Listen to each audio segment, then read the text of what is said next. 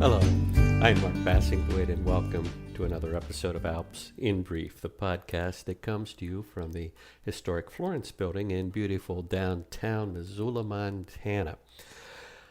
I have had a couple of calls of late, and they are not out of the ordinary in terms of the topics that are being discussed, but it got me to thinking, and I wanted to share a claim story that goes back quite a few years, but it's one of my favorite stories for a number of reasons.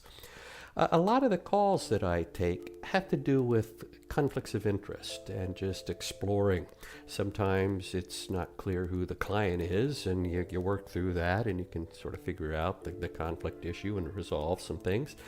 Sometimes it's just a lawyer looking at a matter, wanting to stay in, or wondering if he or she can even take a case. So it's fun and at times just crazy in terms of how complex certain situations can get, trying to work through all the issues. But I wanted to share a conflict story again because I've had a number of calls, and of late the issue really has been, what rule are we in?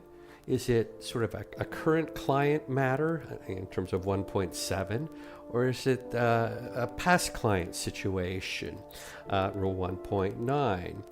And it's interesting because 1.7 is a bit more restrictive, and 1.9, if we can get there, is a little more permissive in terms of allowing attorneys some additional options in terms of whether they can stay in or can take a new matter on, that kind of thing. So let me get to my story. There's just some interesting learnings out of it. The gist of it is there's a larger firm that had a senior partner.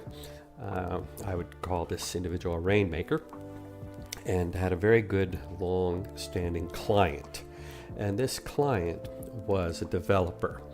And this developer had an option on a significant amount of land. And the firm wanted to, help this individual close the deal, and if they managed to have the client get all this land, the firm stands to make a great deal of money in terms of billables over the years as this project would evolve and be developed. And we are talking about real money here. I mean, it's way into the 7 digits. So what happened is the client was unable to get sufficient funds together to exercise his option, and he lost out. This wasn't the first deal to go south, and probably won't be the last. And regardless, this individual is an individual of real wealth.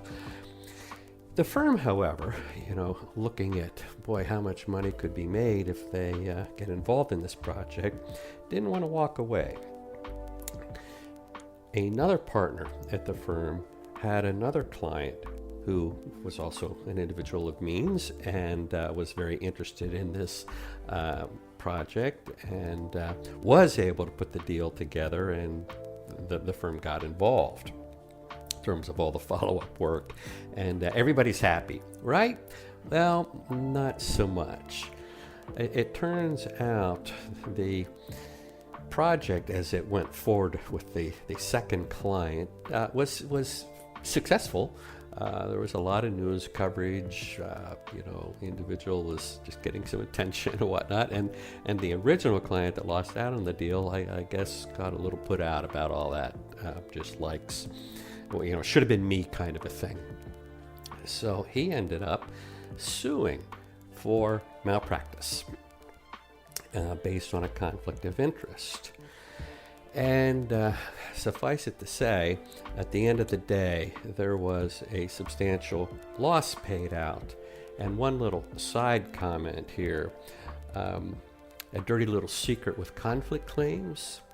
A law firm or an attorney can't benefit financially from something they should never have been involved in the first place. So disgorgement of fees was also on the table, and I assure you that the firm in this situation paid some real money to get out of this claim and finally have it resolved. So that's sort of the down and dirty of this claim. But I want to talk about some learnings with it, some interesting things. The first thing I want to talk about is, this difference. Are we in Rule 1.7 or 1.9?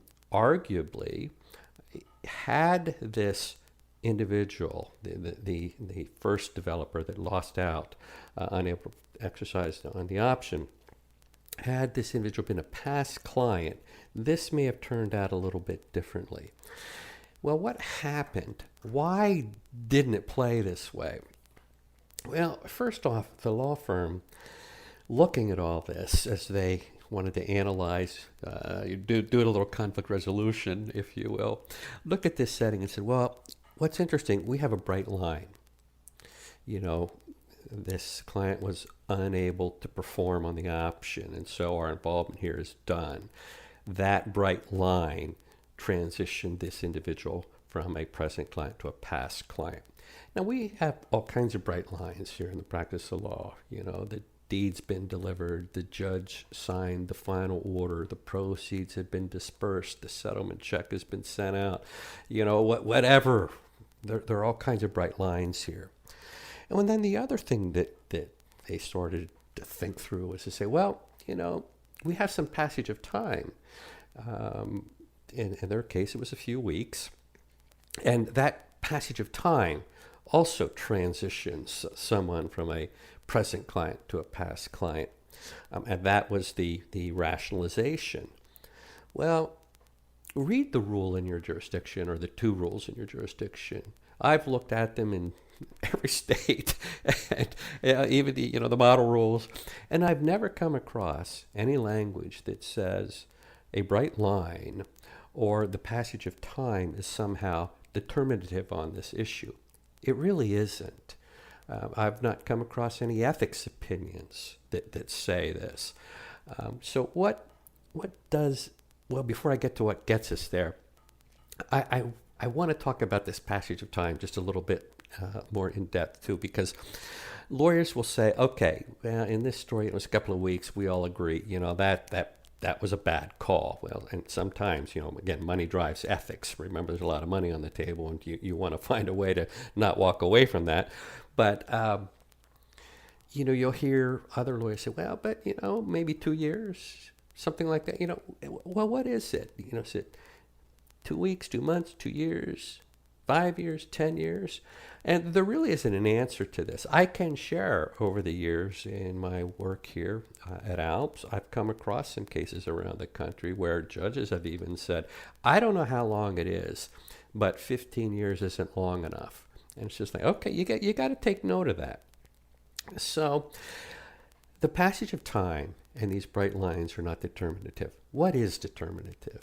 And it's interesting, if you talk to jurors on the issue, what you hear is, look, lawyers, all that you do in terms of your business model, your marketing, is to encourage your clients to look at you as, you're my lawyer, this is my firm, that kind of thing, speaking as a client. You want clients to say, we are your clients. Now, that's good business. There's nothing wrong with that. But they'll also say, because that's sort of the reality, the way you do this, encourage everybody to think, we're your lawyer, we're your firm. Unless and until you document otherwise, these individuals are going to be current clients. So think about that. If we don't document, if we don't have, what is the document that gets you there? Obviously, a letter of closure. This concludes our representation of you in this matter, that kind of thing. If we don't have that kind of documentation, I strongly encourage you, as you do conflict resolution over the years on this particular issue, that if you don't have a closure letter, I encourage you to always say, These individuals or clients are perhaps inactive, but they are current clients, regardless of the passage of time or the bright lines that have transpired. Okay? If we don't have a closure letter clear on its face, this concludes our representation, inactive, current client. I will also tell you that savvy firms, in terms of what they do with their conflict systems, sort of best practices, even after 7 years, if a firm may have a file retention policy of 7 years, they start shredding things, in accordance with the policy, and that's fine, but they don't destroy the closure letter. Typically maybe a digital copy or something like that, but that's part of the conflict database. It helps us document, is this a current or a past client? Well, it helps us document it's a past client. So the continuous use by all in a firm of letter closure can be very, very beneficial on this topic. So I want to underscore, bright lines, nope. Passage of time, nope. Documentation is key and a must. But there's another really interesting issue here that's sort of a side learning that I'd also like to toss out. I shared initially that the Rainmaker and this first client that lost out on the option have been working together for many, many years. And I want to toss sort of this side learning out, because a lot of lawyers do have, whether it's family, friends, long-term business relationships, but we really develop good relationships with some of our clients. And there is a thinking that just kind of comes into play at times. It says, I don't want to be offensive. I don't need to document my files as thoroughly, think closure letters, in the absence of that, because it's off-putting. I don't want to say goodbye, get out of here. And really, these are good people. I have real faith and trust in the relationship, in other words. And based on that faith and trust, these folks just aren't going to sue. We go way back. And I don't want to offend, but I got to tell you, that's not accurate. We need to think about faith and trust in these relationships and what that means from the other side. In this situation, the client basically came to the lawyer and the firm and said, "Look, I've been harmed here to the tune of several $1 million. It's sort of a lost profit calculation. And I know, again, sort of, this isn't said this way, but this is what's driving it, based on the faith and trust in these business and personal relationship we've developed over the years. I know you would not want me to suffer any harm as a result of your misstep. Would you help bring the claim against yourself and the firm so that I can recover? And would you and your wife like to join us this weekend for dinner? We're going to take the boat out." Now, in this situation, actually, I spent about a week with this firm after all this sort of resolved, looking and talking about the issues and doing some other education and consulting with them. But literally, that conversation occurred. And the boat, taking the boat out, we're not talking about some small, we're talking about something that's, like 65-foot yacht or something. I mean, it's a big boat. There's a lot of money here. So, but can you appreciate how in this relationship, faith and trust really means something different depending on which side of the relationship, attorney or client, you're in. So I encourage you also not to minimize this. People that we have as lawyers great faith and trust in terms of the attorney-client relationship, this is a population that really is pretty litigious. Every carrier has many claims over the years that arise out of these relationships, but still, some things go wrong.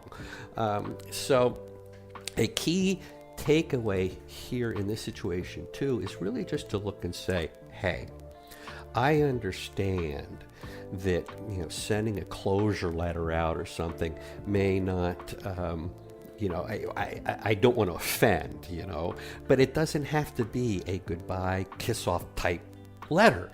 You've been honored consistently over the years by this person or this company or this family continuing to bring work, and it's a real privilege.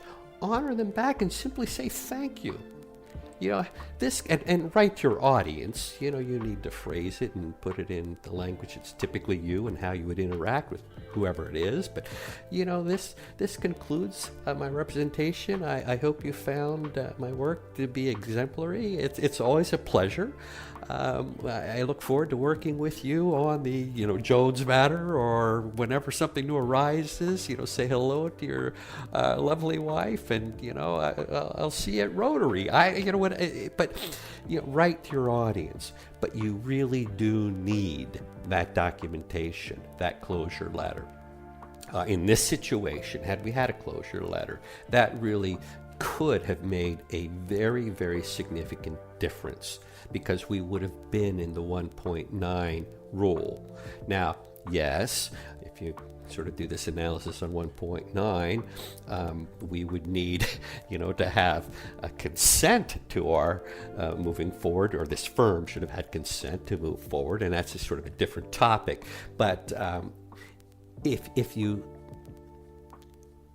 think about just the learnings of this fact pattern, I hope you begin to appreciate the importance of documentation and the difference in terms of how we walk through the difference between 1.7 and 1.9. So that's my quick little rundown on a conflict issue and topic that we've been chatting about with a number of lawyers in recent months here. I hope you found it worthwhile and interesting. Have a little learning here. So it's been a pleasure. I appreciate your listening. Look forward to being able to share another story, another call at some point down the road. So, hey, thanks for listening. Stay well all. Bye-bye.